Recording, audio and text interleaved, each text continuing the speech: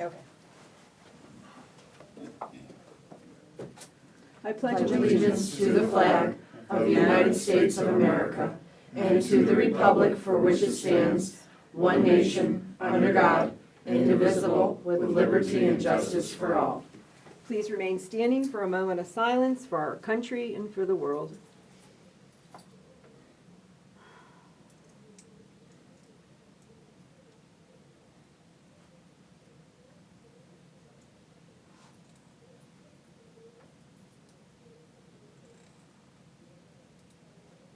Thank you.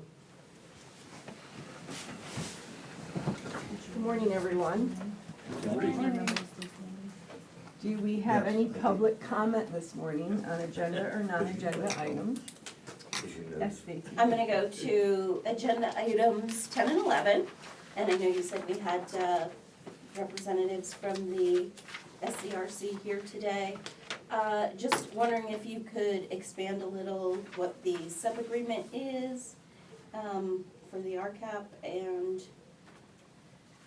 the signing as a guarantor for the USDA loan. We had a very good meeting with them last week. It was a very productive meeting, and they've asked us to sponsor them, and we've decided to do that for them. You have to have a municipal entity in order to have the RCAP. So they've asked us to be the sponsor of that. They presented us with their business plan and what their goals and objectives are, which I think the commissioners are very pleased as to what we saw from what they put together and how much they've come along on this project and the benefits that it's going to provide for the citizens of this county. And as far as the other one on the being a securer on the note for $4 million, that's same thing as we did for the Montrose Hospital. We did a note for them on their bridge loan. And we're also currently on a note with Barnes Caisson when they did their renovation many years ago. So this is a project that commissioners could get behind, as well as there's enough in assets and liquid assets there to ensure that if there's a problem, the taxpayers won't be harmed. They've come a long way in 6 years. Yes. Two of the things that really caught our interest is they're talking about daycare center in the facility and services for our aging, our senior citizens, and partnering with the area of the aging, so. Needs in the county that we have, very important. And I don't know if they want to use a little public comment to talk about some things, if you'd like, but you're welcome to do Ashley? so. Sure, Sure. yeah. We were, excited for the opportunity to present our progress to the commissioners and we're always listening to what the county needs and what the county wants, so they're a great sounding board for us, and we wanna work, with them because you guys are on the front lines of this. We're super excited. It's very similar structure-wise to like a YMCA, so if members of the community are looking at what does this mean for me and how am I gonna experience, this health and wellness opportunity, it's membership-based, so that's, but you don't have to be a member to access some of the programs that will be provided. So we've really taken a stance as far as trying to partner with organizations that already exist in our county and serve our county well, and we just wanna be a platform for that. So you're looking at indoor health and wellness, recreation opportunities. You have a turfed area, a courted area, an indoor walking track, as well as a multi-purpose room, a commercial kitchen, the daycare component like we talked about, an indoor playground. So those types of things where this facility morphs to be multiple things throughout the day. You're gonna have different people, different ages coming in at different times. So we wanna serve we talk about multi-generation. 3 people can walk in, you have 3 different generations that walk into the facility and have something to do as far as their health and wellness. I know, big for the commissioners is that mental health component, and now we're really starting to recognize as a community how much physical and mental health really combine together. And we want to be able to provide a safe space for people to experience that. Another thing was fiscal responsibility. We never wanted to build this and not have a self-sustaining business model. That's the goal. We want to utilize any funds that are available to us to construct this facility, just like the commissioners are stepping in to help us out in the ways that they are able to, like they've done for other projects that benefited the community as well. We are now gonna be the recipients of that pending a positive vote. So we're excited about that. And I think that really gives us validation to know how much the community is in support of this. We've had local businesses for the past 6 years really just little by little give us that seed money to get these studies done that are necessary to come up with that self-sustaining business plan. So we're very excited about that. And I think that should be known too, that as far as where they're at in the project, they've already secured the land is deeded in their name. They're in the process of putting their well in. They're in the process of their design work now to finish up their designs. So this project is moving along very well, and when do you think that hopefully you'll be breaking ground? Yes, so we're looking to bid, and I have John Devine here with us. He's a consultant that we were able to hire about 12, 18 months ago, really. Helped with the Carbondale YMCA and has a lot of, his reputation is good in facilitating these projects. So our timeline right now is to bid this in March, in the spring. So after that, then we go through the process of all of those and hopefully break ground next year, in the summer of next year. You're looking at. I had a full head of hair when I started. Hey, listen, I can understand that.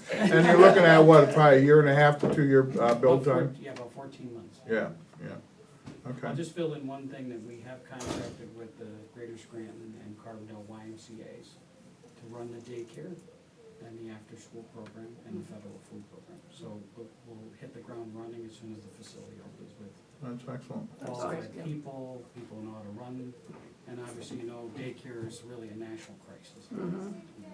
And you, of course, you are a nonprofit organization, 501c3. and you have your big charity event coming up. You wanna say something about that? Yes, so November 19th, we're actually, we'll know Monday if we can open it up for more tickets. We have about 10 tickets left, and we have a wait list, so the community has been super supportive of that.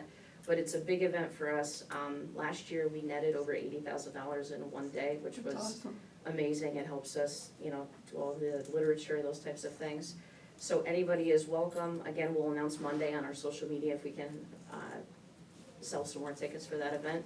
But we're always looking for, people in the community that want to leave a legacy and maybe want to partner with us and have been blessed with some sort of financial resource. We would love to have any conversations with somebody looking to make a difference and that would like to partner with us. Very nice. And I know that, we've talked before, your fees and what you're charging are not exorbitant compared to other facilities. Basically, you're just charging to pay for your overhead of maintenance and taking care of the facility. Yeah, so that's a big thing. Being a nonprofit positions us to where we don't have to, we just have to pay our bills. We don't have these huge stakeholders that have investments in our company or anything like that. We can really, any extra, which in our pro forma, our 5-year plan, we, by year 5, they project us to be, in the positive, quite a big deal. We just want to pour that right back into the community as far as scholarships. Obviously, we save money for repairs and different things like that as we look ahead, but when we show people that pro forma, it starts to make a little bit more sense. It's not this, I know when we've talked before, it seems like a pie in the sky type deal thing, but when we broke it down and really did our homework, it's all coming together really nicely, and it makes sense for our community. Ashley first came to the commissioners about 6 years ago, and it did seem a little far out Sure. there. But I have to commend you that you've persevered and you've stuck with it and you've done your work and you got your business plan put together. And you haven't given up on your vision, your dream, and we're glad, and I think it's gonna fly. I appreciate that. We have a Yes. great team of people, honestly. There's a fundraising group of 13 of us that all volunteers. Everything right now, aside from John, has been all volunteer work. So we're very blessed with people that wanna invest in our community, and they see and care about the people here, and that's what's reflected in their volunteerism. Awesome. And if people Awesome. don't know the location of your facility is gonna be, Gibson, yep, Gibson right off of 81. Robert and Amber Heed have generously donated that land to us, so we're very thankful for that. And that's just, has worked out really well for us and actually increased our financial performance as told by the company that we asked to chime in on that, so that was exciting to hear. Very kind of them. And if Ashley, people wanna know, if they wanna know more about what you're doing, information to donate, where would they get that information from? Yeah, so we have a website, suscorec.org, suscorec.org, and that'll give you contact information. Our social media pages, we have an Instagram and a Facebook page, another great way to ask some questions. Anybody can call, us at any time. There's information on the website about that, so. Awesome. Very good. All right, any other public comment, Bill? Yeah, just item 12, we're getting a credit of almost 130,000. Mm-hmm. Correct. Yeah, Just what that is. that was to do with the concrete, wasn't it, Alan? no, that was, wasn't concrete. the well casing and the well itself. Okay. We were able to use a smaller casing, so there was a credit back for that, and it was also for credit for earthwork that they didn't have to do. Oh, that's right. you said. And then there's still gonna be some other credits that are coming, and there'll still be some other change orders, add-ons that'll be coming too. Has the paving been done over the concrete yet? No, No. no, that won't, we put the brakes on that because of the weather conditions, so that'll be next spring that'll be finally taken care of. I won't let them do it because of the frost in the ground. Yeah. Okay. We have another guest this morning. David, you want to, I guess we could go ahead and do it now during public comment. At the last commissioners meeting, the commissioners put through a proclamation for World Polio Day in Susquehanna County, and it was adopted on October 12th, 2022. But World Polio Day is actually October 24th. And David Palmer is here, and he's very involved in this project. And we thank you for your work through Rotary that you're doing this. And we have a proclamation, and David, would you like to say a few words about Sure. World Polio Day? Sure. Thank you very much. You're welcome. I think this is the third year now that we've gotten the proclamation from the county commissioners with this effort. And I'm a member of the New Milford Area Rotary Club, currently the membership chair. But for the past 3 years, I've also been the Polio Plus chair for the entire district, District 7410, which encompasses 11 counties in northeast Pennsylvania, 42 clubs, and approximately 1,200 members in that district. So we have, like I said, we've done this now for 3 years. I would propose we'll continue doing it in subsequent years to recognize World Polio Day.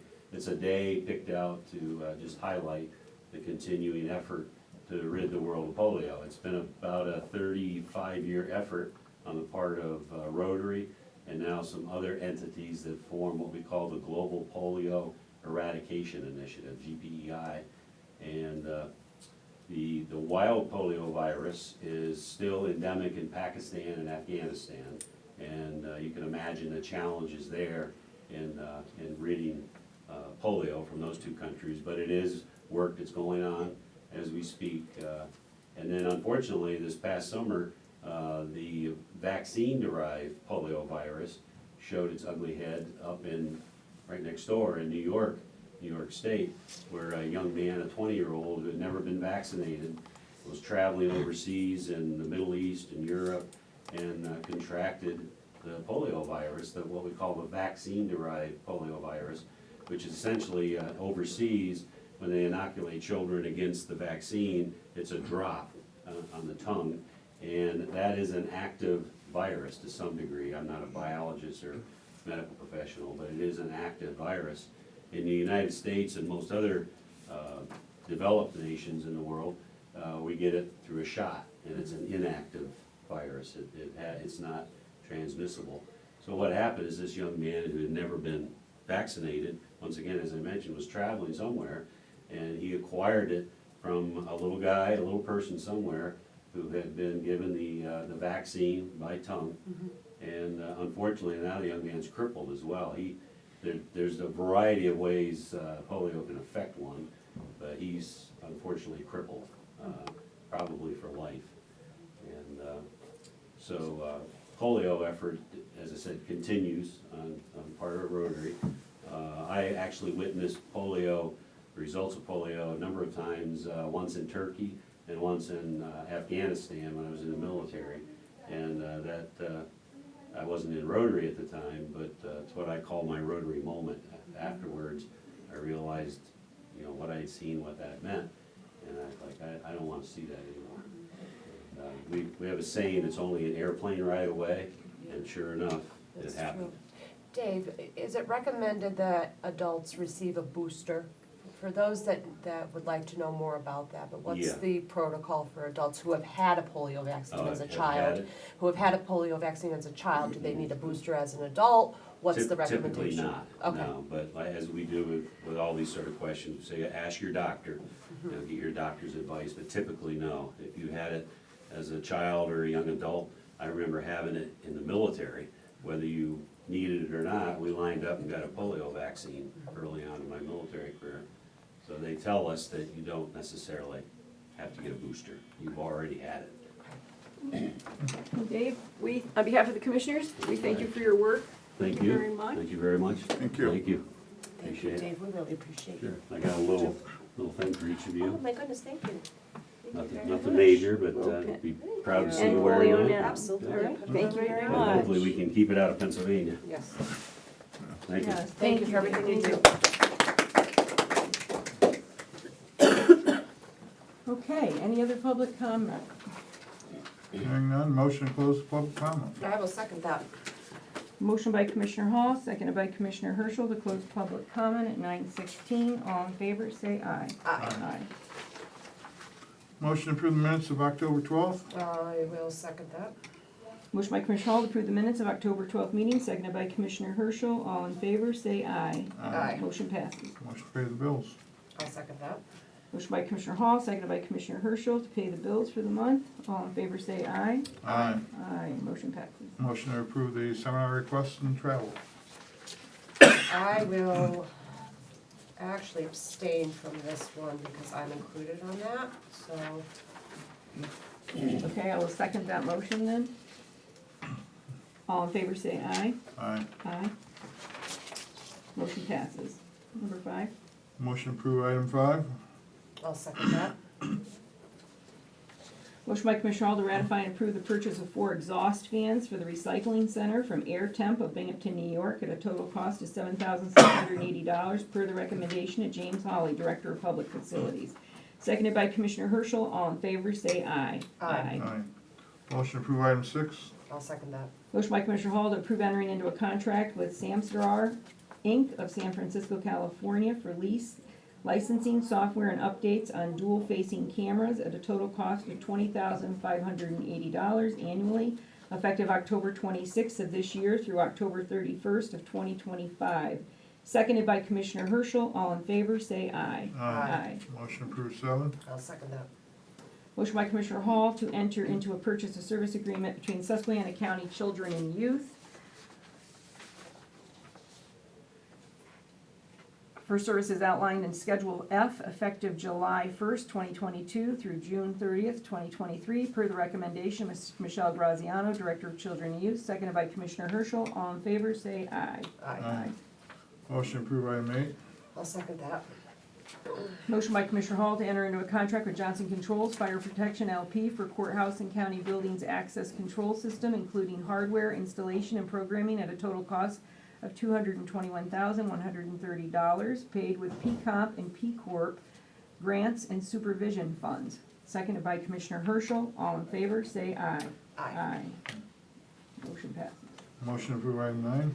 I will second that. Motion by Commissioner Hall to purchase new Dell Optiplex 7000 desktop computers from Dell Technologies, including licensing and support at a total cost of $127,050.75. CoStar's pricing per the recommendation of Stephen Janowski, Director of IT GIS Coordinator. Seconded by Commissioner Herschel. All in favor, say aye. Aye. Motion to approve 10. I'll second that. Motion by Commissioner Hall to approve entering into a sub-agreement with Susquehanna County Recreation Center for sponsorship of an application for the Redevelopment Assistance Capital Program Grant, effective October 26, 2022. Seconded by Commissioner Herschel. All in favor, say aye. Aye. Motion to approve item 11. I'll second that. Motion by Commissioner Hall to approve signing a grantor for a USDA Community Facilities Program loan for Susquehanna County Recreation Center pending the review of the county solicitor. Seconded by Commissioner Herschel. All in favor, say aye. Aye. Motion passes. Motion to approve 12. I'll second that. Motion by Commissioner Hall to ratify and approve a change order for William H. Lane, Inc. as a credit in the amount of $129,846 for the new Public Safety Center. Seconded by Commissioner Herschel. All in favor, say aye. Motion Motion passes. to approve 13. I'll second that. Motion by Commissioner Hall to accept with regret the resignation and retirement of Donald Cronk from the position of full-time corrections officer effective October 30th of this year, per Warden Vincent Chiramonte. And we thank Mr. Cronk for his years of dedication and service to the county. Seconded by Commissioner Herschel. All in favor, say aye. Aye. Motion to approve 14. I'll second that. Motion by Commissioner Hall to ratify and approve the termination of Marie Travis from the position of part-time corrections officer effective September 29th, 2022, per Warden Vincent Chiramonte.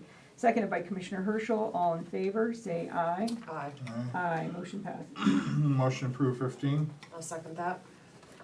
Motion by Commissioner Hall to ratify and acknowledge the hiring of Anna Sherwood, Springville, to the open full-time union-eligible position of civil criminal clerk at $14.46 per hour, effective October 20th of this year, with a 6-month probationary period and benefits according to the court-related bargaining unit contract in the county policy manual, per the recommendation of Sheriff Lance Benedict. Seconded by Commissioner Herschel. All in favor, say aye. Aye. Aye. Motion to Motion approve 17. Or I'm sorry, 16. I will second that. Motion by Commissioner Hall to ratify and approve the hiring of Stefan Stedge of Johnson City to the open part-time union-eligible position of corrections officer at $16.39 per hour, effective October 24th of this year, with a 6-month probationary period and benefits according to the jail bargaining unit contract in the county policy manual, per the recommendation of the warden, Vincent Chiramonte. Seconded by Commissioner Herschel. All in favor, say aye. Aye. Aye. Motion to approve 17. I will second that.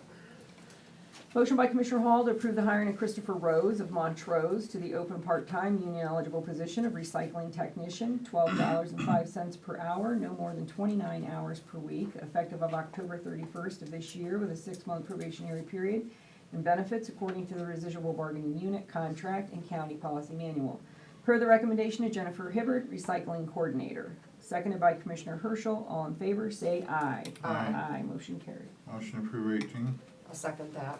Motion by Commissioner Hall to approve the hiring of Ricky Eisenbart of Montrose to the open full-time union-eligible position of recycling technician at $12.05 per hour, effective October 27th, 2022, with a 6-month probationary period and benefits according to the residual bargaining unit and the county policy manual, per the recommendation of Jennifer Hibbard, recycling coordinator. Seconded by Commissioner Herschel. All in favor, say aye. Aye. Aye. Motion carries. I get a motion to close the A meeting? couple announcements before we get to that. Want to say something about that, or you want me to? Well, you can talk about it. Tina, we were all at, the township supervisors had their conference last Thursday evening, which was very well attended, and it was a very nice conference. It's always held up here at the Bible Conference. And it's nice to see all our township supervisors and get a chance to thank them, and they get an update from all their legislators on what's happening. And Representative Tina Pickett was there, and as most of you know, she'll no longer be our representative because of the redistricting. But they gave her a plaque and thanked her for her service. And also Senator Gene Yaw, he will no longer be our senator because of the redistricting. So they honored them and thanked them for their service, and Tina had a consumer advocate utility complaint form that she had brought. She's still looking out for us, even though she's not gonna be our rep, she'll always be our friend in Susquehanna County. And she had these forms that she was asking if people wanted to fill them out. I guess they're going to go to Frontier, right? Well, it's, Frontier and Utilities. right, so it's any utility, so what people need to do is, they'll be on our webpage, and you can download it and fill it out, and then mail it to Tina directly. Basically, the big issue is Frontier. Anybody that has Frontier for internet service knows that there is no service and there is no customer service, as well as phone lines. We've had a big issue with the 911 center with Frontier having battery backups at their facilities, so when the power goes down, that the landlines still work. They've done a horrible job again. Many years ago, we sued them over that. And they promised to take care of the problem, but now we've gone about another 7, 8 years, and now they're back into their norm again of their phones don't work and there's all kinds of problems. So Tina is trying to get a public hearing held in front of the PUC with Frontier to try to hold them to task. And basically what Frontier does now is they actually got jammed up on a federal one out at a federal hearing in California. And basically out of that hearing, because of their service, the courts come out and told the Frontier that they had to provide 3 options to the public. And that was to send you a letter that said, well, yep, you're right, the service we told you were gonna get, you're not getting, so here's your options. You can either keep paying for the service you're not getting, we can reduce the service and you can pay less, or you can just cancel the service completely. So again, not fixing the problem. This is large corporation again that doesn't want to take and live up to its obligations, as I would call it, in these communities. They basically have service areas that they own, and they're not performing in the service areas. I don't know if, I'm hearing numbers, they've got like 1 technician between Tunkhannock and Montrose to work on stuff, so it's months before somebody will get to you. So people really, listen, we've done this before. We did this with the roads. We came to the public and said, we need your help. We need you to call Harrisburg and complain about the roads. And it was very effective. We got an extra $23 million in this county because of it. We're doing the same thing again. We can't fix the problem with Frontier unless the public gets behind it. We need everybody to download this form, fill it out, anybody that deals with Frontier, and send it in to Tina Pickett's office so that we can have that huge hearing in Harrisburg in the courts with PUC and Frontier.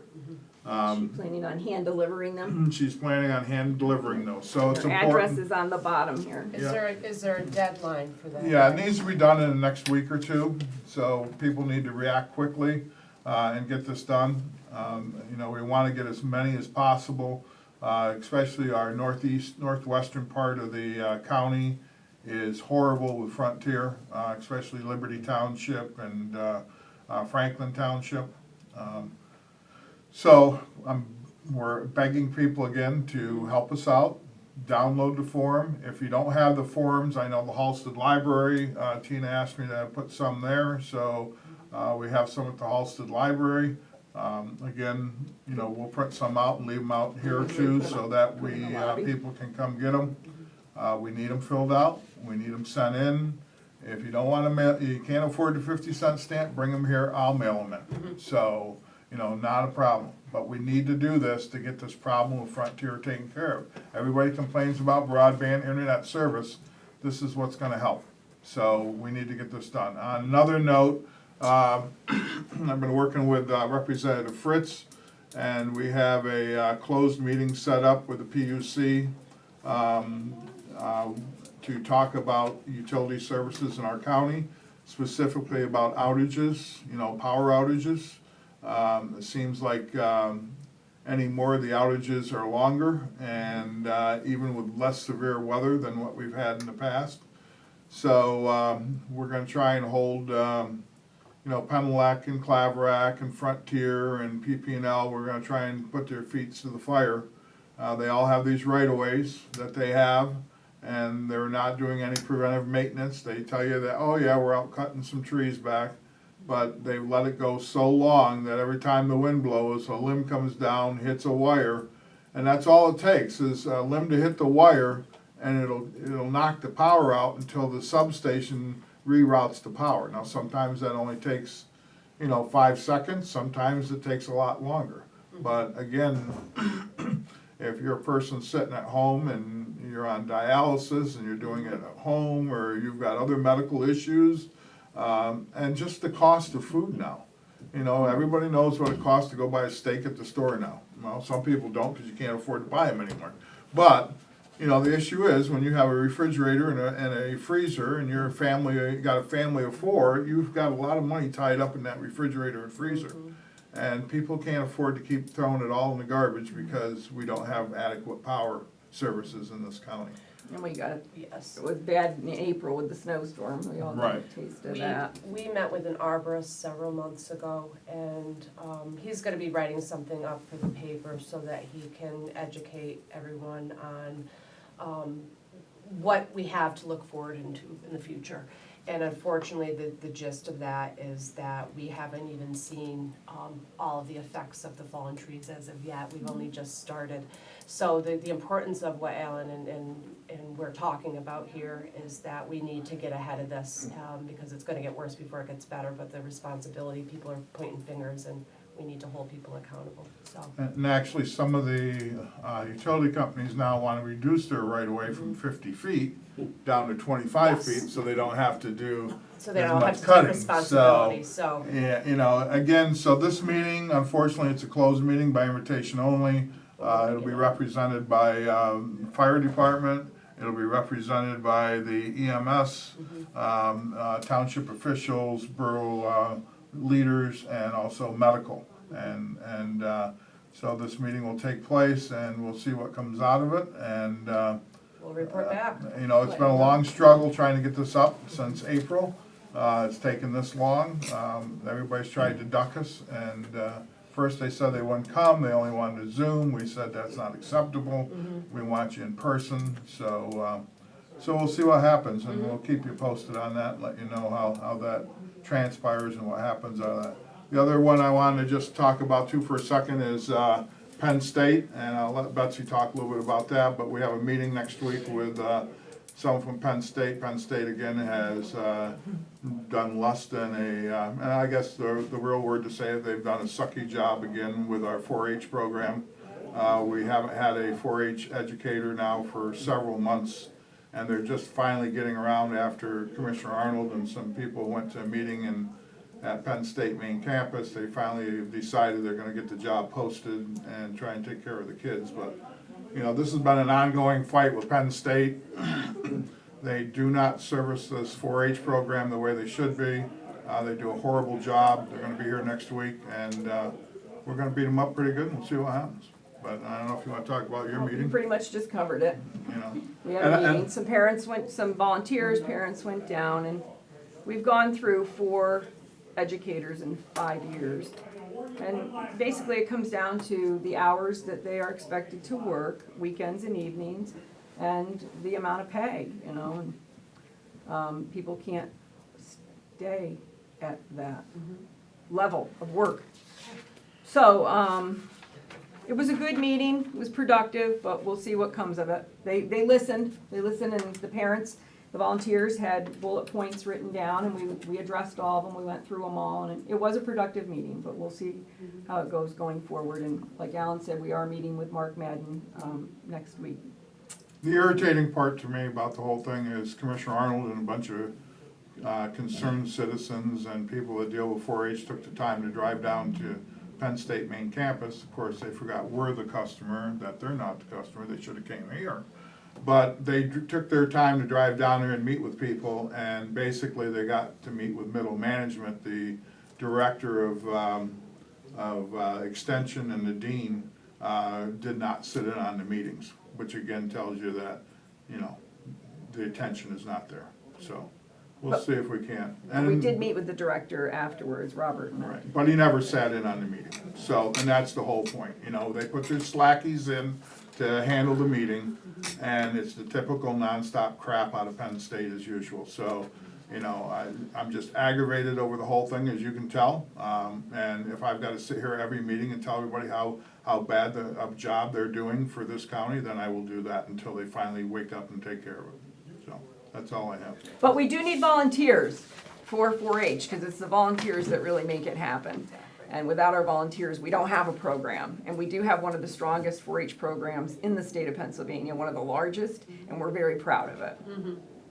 And Sarah Ray used to be there, and now she's back on board with us, and she did an awesome job here as in our voting department, and then she went down there and did an awesome job. Now she's back as our deputy chief clerk, and we're glad to have her, but they have pretty big shoes to fill down at Penn State to fill Sarah's shoes, so we're hoping that job will be, they promised me by the end of the week they'd have it posted, and hope to fill it in January.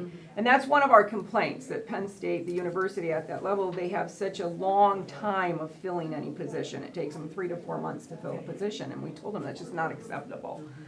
We have too much going on in this county with our youth that we have to have that filled sooner. So that's what we talked to them about. And 3, 4 months wouldn't be bad. How long is it you've been out of there? Since the end of July.